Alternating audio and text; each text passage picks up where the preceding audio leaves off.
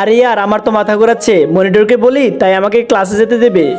আরে আইডিয়া তো অনেক ভালো, এটা আমি কাজে লাগাই। এই রুমি দেখ আমার মাথা ঘোরাচ্ছে, আমি একটু ক্লাসে যাই। আচ্ছা তুই ক্লাসে যা, আমি ম্যাডামকে বলে দেব। ঠিক আছে। আরে মাথা তো আমার ঘুরাচ্ছিল। বাহানা করিস না, চুপচাপ দাঁড়িয়ে থাক, না হলে ম্যাডামকে বলে দেব। স্নেহা ওর বেস্ট ফ্রেন্ড বলে ওকে আজকে যেতে দিল, আমাকে যেতে দিল না। সবার কি লেখা হয়ে গেছে? আমি বুটের লেখা মিশে ফেলবো। রুমি দাঁড়া, আমার পুরোপুরি লেখা হয়নি। আচ্ছা তুই লেখ। এই তো আমার লেখা হয়ে গেছে, তাহলে মুছে ফেলি। রুমি আমার লেখা হয়নি, আমি কি করব? তুই না লিখতে পারলে আমি এখন মিছেই ফেলবো। নিজের বেস্ট ফ্রেন্ডের বেলায় ঠিকই দাঁড়ালো।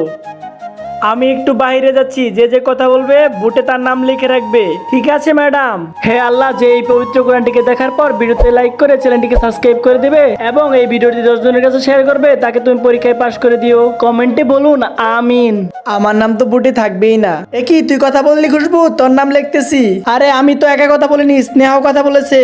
So what? ও ওর নাম কেন লিখবি? তোর বেস্ট ফ্রেন্ড বলে। কে কে কথা বলেছে আমাকে বলো।